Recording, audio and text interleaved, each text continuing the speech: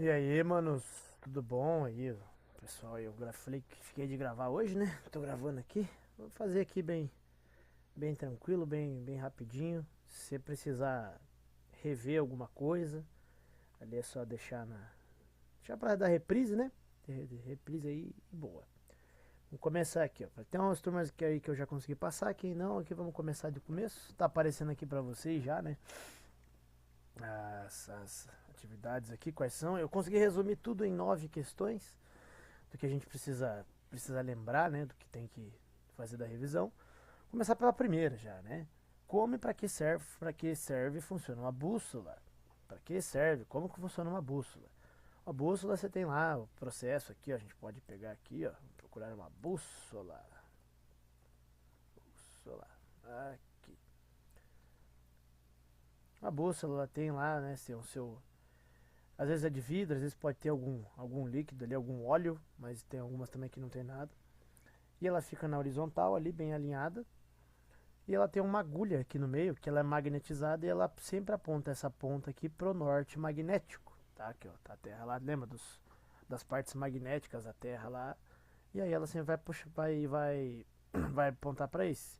E aí, se ele alinhou com o norte geográfico, você tem uma localização, você tem uma direção a seguir, e aí você vai. O pessoal usa isso aí no exército, usa no desbravador também, para quem é desbravador, usa ali em vários lugares, usa até em avião.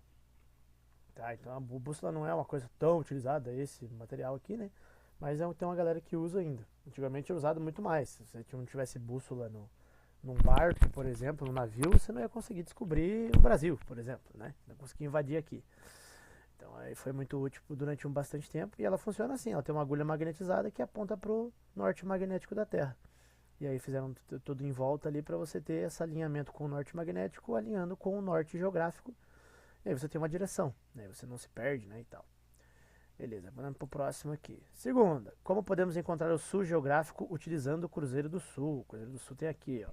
Lembra que eu falei para vocês, você pega o maior braço do Cruzeiro do Sul, faz ele ali 4 vezes e meia, achou o ponto, desce direto. Entendeu? Você acha o polo celeste que fica no céu, pega direto uma distância reta até o chão, e aí você tem ali o sul geográfico, tá? Aí depois do sul você tem o norte, aí depois você vai ter o leste e o oeste ali bem tranquilo. Então você pega ó, o Cruzeiro do Sul, pega o braço maior, 4 vezes e meia, uma, duas, três, quatro, metadinha, faz uma linha imaginária direto no ponto sul que você vai ter o Polo Celeste. Foi assim que o pessoal conseguiu chegar aqui na América do Sul com os navios, né? É assim que a galera se orientava. No hemisfério norte é muito mais fácil. Tem uma estrela que se chama Estrela Polar, que fica na constelação de Ursa Maior, que é a estrela, ela está exatamente no polo norte geográfico. Então é só eles seguirem aquela estrela. A gente que é mais boladão aqui no sul, a gente faz conta. Eles não precisam fazer conta, eles só ficam na deles lá fazendo o que eles acham mais legal, que é coisa fácil, né? Fazer o quê, né? Cada um aí com seus jeitos, né? A terceira, quais são os 4 hemisférios? Primeiro, vamos lá, lembra lá? Hemisfério norte, hemisfério sul. Aí você tem o oriente e o ocidente, né? Que é o hemisfério oeste, que é o hemisfério leste, que é o oriente, aqui, né? E aí você tem o hemisfério aqui, ó. Vamos pegar aqui, ó. Deixa pra cá. Opa. Não, volta lá, oxe. Oxe. Tem lá. Norte, norte e sul. Aí você vai ter lá o oeste e o leste. Você vai ter o sul embaixo. Você vai ter o norte em cima, o sul embaixo, o leste à direita e o oeste à esquerda. O leste é onde o sol nasce, né? O dia começa primeiro lá e tal. Terra do sol nascente, Japão, lembra? E aí o oeste aqui, né? Brasil e todos os outros daqui do lado, que é onde o sol se põe no leste, se nasce no leste e ele se põe no oeste. Bem tranquilo, bem de boa. Esses são os 4 hemisférios, tá? Aí você sempre vai ter na coordenada geográfica, você vai ter primeiro a, a latitude, que vai dar lá, ou, por exemplo, lá 70 graus. Opa, não, coisa errada. Eita. 70 graus norte e 110 graus leste, por exemplo. Ou você vai pegar o E lá, né? Se for em inglês, lá do East lá e tal. Aí você vai ler a coordenada, você lê assim, 70 graus norte, sempre norte ou sul primeiro, sempre o primeiro. E aí 110 graus leste, sempre vai ter lá leste ou oeste. Então primeiro norte ou sul, depois leste ou oeste. Aí você vai ter lá o east ou W, né? Então é assim que lê. E quantos graus existem de cada um deles ali, você vai ter, lembra que tinha lá as distâncias? Você vai ter, para norte e sul, você tem 90 graus. 90 graus, norte e sul. Tá, eu tô aqui dentro mesmo. E aí na longitude, né, você vai ter lá, você vai ter 180 graus. Nossa, escrevi tudo errado. 180 graus leste ou oeste, tá? Você vai ter esses dois aí, você vai ter essas duas aí. Então, leste, norte e sul, você vai ter 90 graus. Então, linha do Equador, 90 graus para cima. Vamos pegar um mapa aqui para ficar mais fácil de visualizar. Para coordenadas. Aqui, ó. Beleza. Pegar igualzinho o mapa que a gente usou lá na atividade. Vamos ver se dá para ver. Dá. Esse que vem cortado. Eita, aí fica feio, igual esse aqui. Aqui, esse aqui é melhor. Aí, ó. Então, ó, você tem lá, ó. Vai do linha do Equador aqui, ó, lembra? Linha do Equador, lá do Equador. Do 0 até o 90, aqui em cima, que é o polo. E do 0 até o 90 aqui embaixo, que é a Antártida. Aí você tem aqui, ó, meridiano de Greenwich, lá, linha do meio, né? Aí você tem 180 graus para um lado, 180 graus para o outro. Quando essas duas linhas se encontram, elas fazem a linha de mudança de data lá, né? A gente vai falar quando for falar de fuso horário. Então, ó, você tem 180 porque a Terra é redonda, né? Terra redonda, para quem não lembra aí que a Terra é redonda, tá? E aí você tem um círculo e tem 360 graus. E aí você vai ter 180 graus para cada lado, dividindo no meio. E aí dos 90 você vai ter 180 graus só, porque a gente não está fazendo a volta na Terra, a gente está fazendo uma meia volta só. Só uma metadinha. Você dividir na metade, 180, 360 dividido na metade, 180. 180, 90 para cima, 90 para baixo. Bem tranquilo, tá?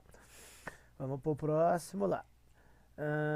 Aqui, agora entra lá o bicho papão da galera aí, né? De escala. Bem tranquilo. As questões de escala ali vão ser só de distância real, que é muito fácil. Você tem que achar só a distância real, então vai ser sempre assim. Você vai pegar e vai fazer a distância gráfica vezes a escala, e depois você vai ter que dividir. E você tem que dividir e transformar isso em quilômetro. Ah, professor, como é que eu transformo centímetro em quilômetro? Meu Deus do céu. Então tá aqui, ó, a tabelinha, tá vendo? Lembra lá que eu falei dos nomes das escalas, para que cada mapa serve e tal? 1 metro, todo mundo sabe que tem 100 centímetros. Aí você vai pegar lá o mapa de 100 metros, lá, 1 para 10 mil, lembra? Que a escala se lê lá de 1 para 10 mil, 1 para tanto, 1 para tanto. E aí o mapa, para você transformar em quilômetro, você vai dividir por 100 mil. Então vamos fazer o seguinte aqui, ó, vamos pegar lá, não vou resolver essa daqui, vamos pegar outra. Vamos imaginar que é uma escala de um mapa de 1 para 1 milhão. 1 para 1 milhão. E a gente mediu lá 11,5 centímetros. Ah, professor, como é que faz? Vamos ver. Tem que fazer distância real. A gente pega o DG e faz vezes a escala. Então, ó, eu tenho o E é esse daqui. Eu tenho a distância gráfica, que é esse daqui, que é a medida no mapa, lembra? E eu preciso da distância real. A distância real eu não tenho. Então, vou colocar lá uma interrogations. Aqui, interrogations. Beleza, para eu descobrir eu tenho que fazer um vezes o outro. Então eu faço, ó, 1 milhão vezes 11,5.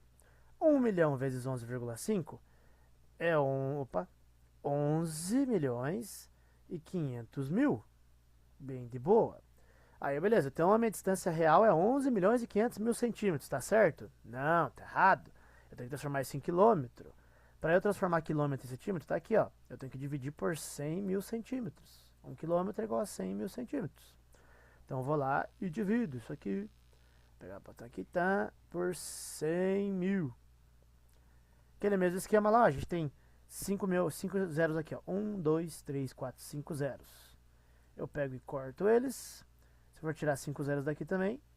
Então, ó, cortei 5 zeros aqui. Pá, paguei. Peguei 5 zeros aqui. Pá, paguei.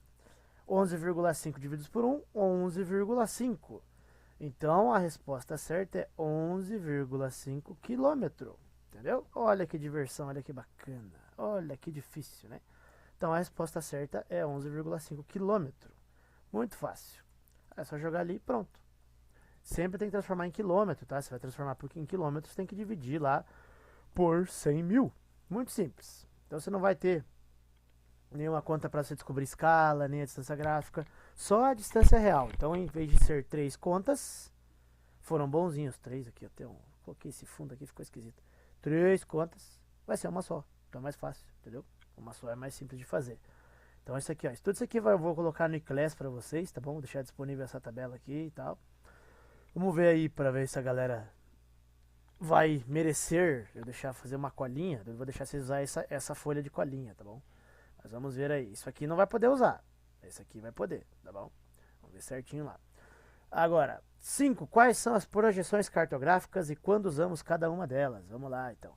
Das projeções cartográficas, as que a gente mais viu foi a de Peters, que é essa daqui, né? Essa bonitona aqui e tal, que é tudo esquisita.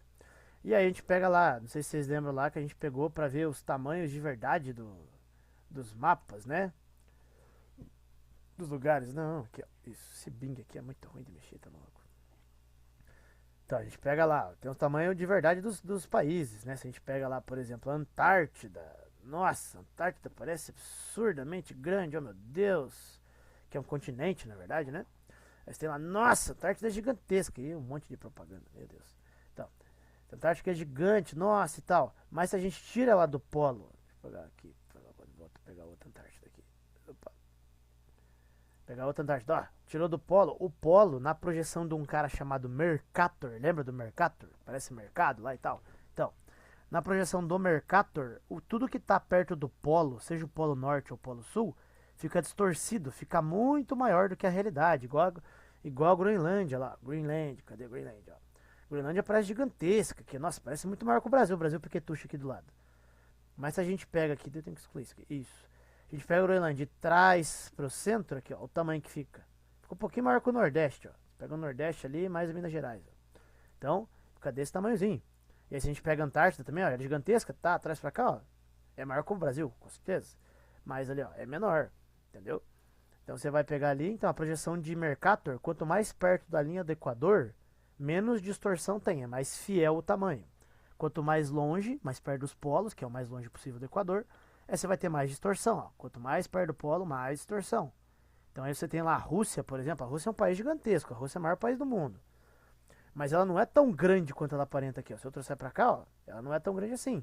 É grande? Sim. É o maior país do mundo? Sim. 17 milhões de quilômetros. Mas não é maior. Então essa é a projeção de Mercator, tá? A projeção de Mercator, ela é muito boa para usar quando você vai fazer navegação, por exemplo. Então ali pro pessoal de Portugal, aqui, ó, que veio do Portugal, aqui, ó, pequenininho.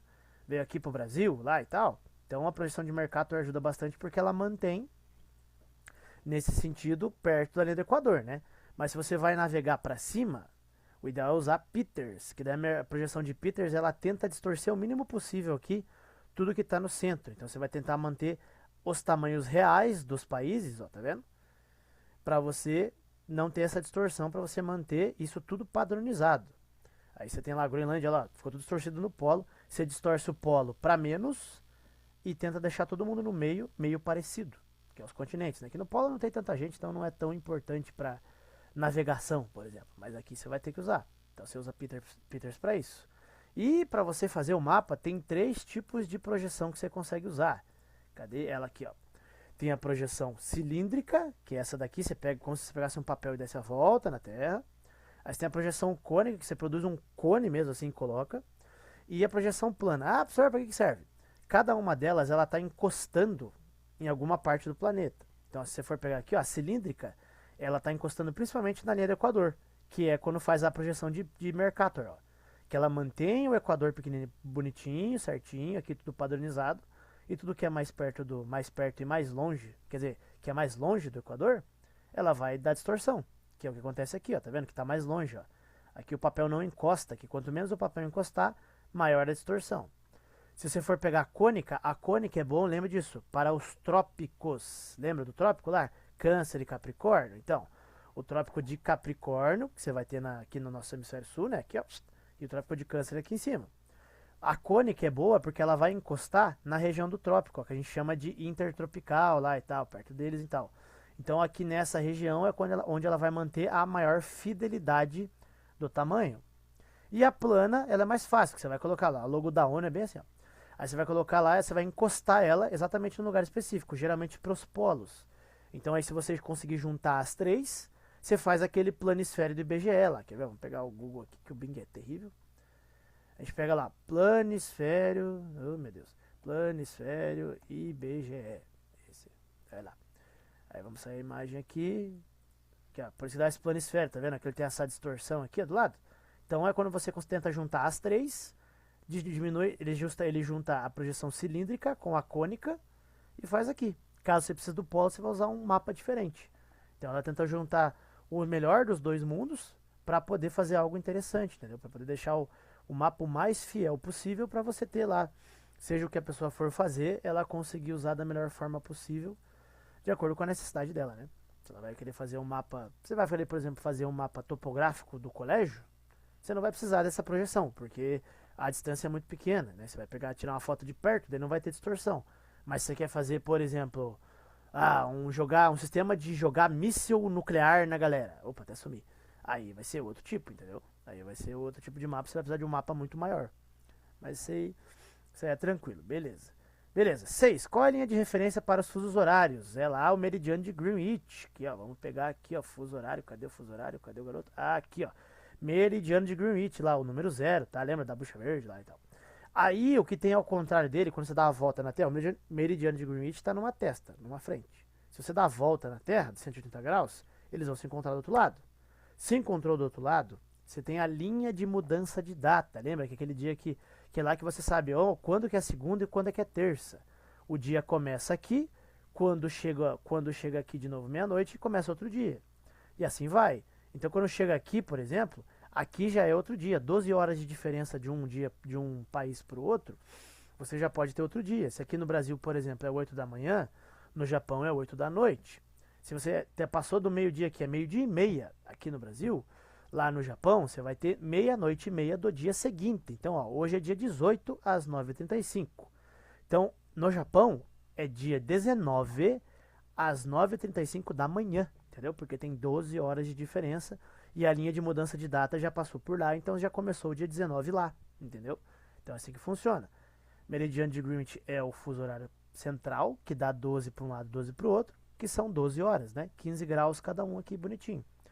E aí, se você tá 12 horas de diferença de um país ou outro, pode ser que você esteja já em dias diferentes já, entendeu? Igual o nosso caso, o povo Japão, lá, ou a Coreia lá, que as meninas gostam tanto, os coreanos doidos lá e tal.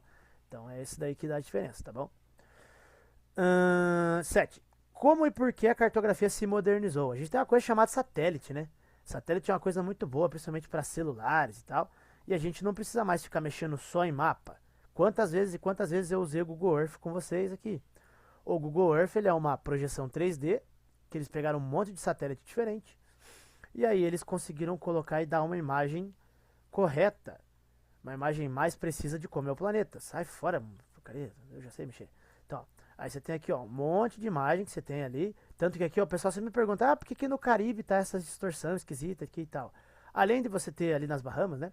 Além de você ter mais imagem diferente, e aqui também ter diferenças entre a cor da areia e tal, que é mais branca e dá uma reflexão da luz diferente, porque você pode ter satélites diferentes que colocam imagem diferente, você vai ter essa diferença, sabe?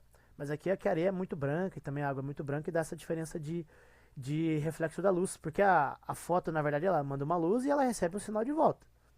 Igual aqui, ó, para você ter toda essa parte preta aqui e tal, são sinais que o satélite envia, e aí quando ele bate na rocha, volta para o satélite, daí ele imagina, ele entende qual que é a profundidade desse vale aqui. Quanto mais escuro aqui, maior a profundidade que você vai ter, ó. Aqui, ó, tá vendo que é mais claro? Porque é mais raso, perto da praia, né? Aqui, ó, a junção lá onde tem a pororoca lá do Rio Amazonas.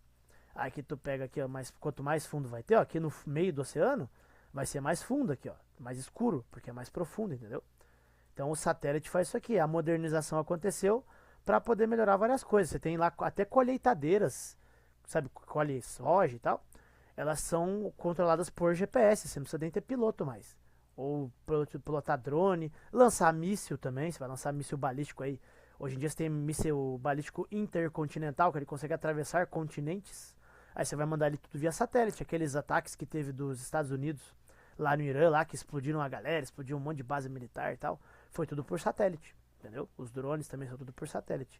Então, principalmente a guerra, ela evoluiu muito a geografia. Porque, né, lembra lá do começo do ano? A geografia, em primeira instância, foi feita para produzir a guerra. Lembra? Para você, se você conhece melhor seu território, você tem uma vantagem sobre o seu inimigo e tudo mais, né? Para quem joga Fortnite, aí CS e tal. Se você conhece o mapa, você sabe para onde ir, qual que é o pixel melhor e tal.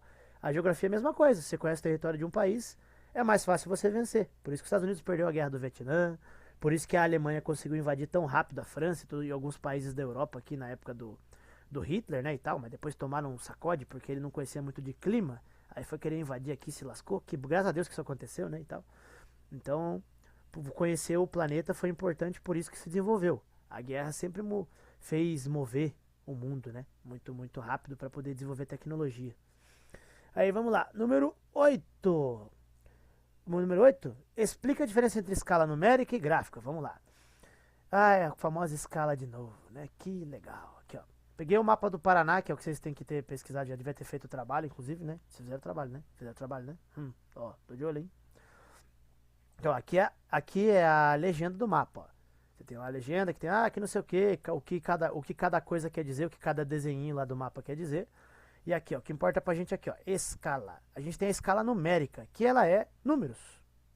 Escala numérica, números. Ó, que dificuldade. Aí você tem a escala gráfica, que ela é em desenho aqui, ó.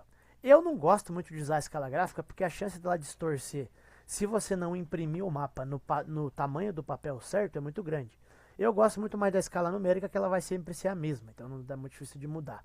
Tá, aqui tem outras coisas aqui, qual que são as coordenadas do estado e tal, né? E aqui, ó, você vai ter lá, cada região do estado tem algumas coisas, rio e tal, não sei o que, fronteiras. E aí a legenda ela serve para isso, para dizer o que quer dizer cada coisa no mapa. Igual a legenda do filme. Você vai assistir lá um dorama, tu não sabe falar coreano. Então tu precisa da legenda para poder entender o que ele está falando, né? E aqui você precisa por exemplo, o título vai dizer do que esse mapa é. É um mapa dos supermercados Santa Helena? Não. É o mapa das lojas da Van? Não. É o mapa político do estado do Paraná. Político no sentido de divisão de municípios, ó. Se a gente for pegar aqui, ó, vamos pegar aqui a região de Curitiba, aqui, ó. Curitiba, bonitinho. Tem lá São José aqui. Colombo, berço querido, minha cidadezinha, Campina Grande do Sul e tal, Campo Magro. Então você vai ter, ó, o mapa político, ele vai dar essa divisão, ó. Curitiba tá aqui, São José aqui, Aeroporto Afonso Pena, ó, símbolo de aeroporto, tá vendo? Lembra do aviãozinho que eu falei? Tá aqui, entendeu? Então é isso que é assim que acontece, é para isso que ela serve, tá? E aí a questão seguinte aqui, ela pergunta por que a legenda é importante, né? Para você entender o que esse mapa quer dizer, do que ele tá falando, que tipo de informação eu consigo pegar nele, entendeu? Então é basicamente isso, não é tão difícil, o que pode mais dificultar vocês é a questão de escala. Então lembrem aqui, ó, como que faz essa conversão de quilômetro para de centímetro para quilômetro, tá? Lembrem sempre de fazer essa conversão direitinho, certinho. Vocês podem, por exemplo, transformar a escala antes em quilômetro, pode ajudar vocês, tá? O que for mais fácil para vocês aí, do jeito que vocês conseguem mais se virar, melhor, tá bom? Então, o jeito que vocês conseguirem fazer aí, vocês dizem pra mim, peraí, deixa eu ver uma coisa. 100 metros, 100 mil centímetros, 1 quilômetro, né? Tá certo. Então aqui, vezes 11, 11 vezes não, aqui vai ser 111 quilômetros, então. Né? 111 quilômetros e meio, né? Vamos ver, ó. Vamos lá, vamos fazer de novo. Então, ó, 1 quilômetro é igual a 100 mil centímetros. Se a gente tem 1 milhão de centímetros, então quer dizer que a gente tem aqui 10 quilômetros em cada centímetro. Se são 11 centímetros e meio, então eu vou ter 11 vezes 10. 11 vezes 10 eu vou ter 110, né? Mais metadinha ali que são 11. Pera aí, vamos ver. Vamos fazer na calculadora aqui só pra gente ter certeza aí, ó. Eu falei que é difícil, até eu me perdi aqui, ó. Calculadora. Vamos lá. Opa, joga pra cá que tá na frente. 1, 2, 3, 1, 2, 3. 1 milhão vezes 11,5 igual a 11 milhões e 500 mil. Aí a gente divide por 100 mil para transformar em quilômetro. 1, 2, 3, isso. Tá igual 115 quilômetros. Eu estava fazendo errado aqui já. Ó. Então a distância real, na verdade, são 115 quilômetros. Entendeu? Então vejam certinho aqui, ó. Eu vi errado, vi um zero a menos e acabei dançando aqui, ó. Então não cometa esse erro. Façam mais exercício, vão alterando aqui, ó. Pega uma escala menor, coloca uma diferença aqui, façam um exercício para vocês, tá bom? Esse aqui eu deixei de exemplo, ó. Mas coloquem mais, tá? Façam mais outros exercícios, façam com uma escala menor, para vocês se perder no zero, tá bom? Vai dar certo aí. Se tiverem mais alguma dúvida, é só aguardar para a próxima aula que vocês me encontrarem que a gente consegue tirar, tá bom? Beleza? Tchau pra vocês aí, boa sorte. Estudem, não parem de estudar. Lembra que senão, igual aquela fotinha que eu postei dos bichos lá. Olha como é que para a gravação aqui. Interromper a gravação. Aí.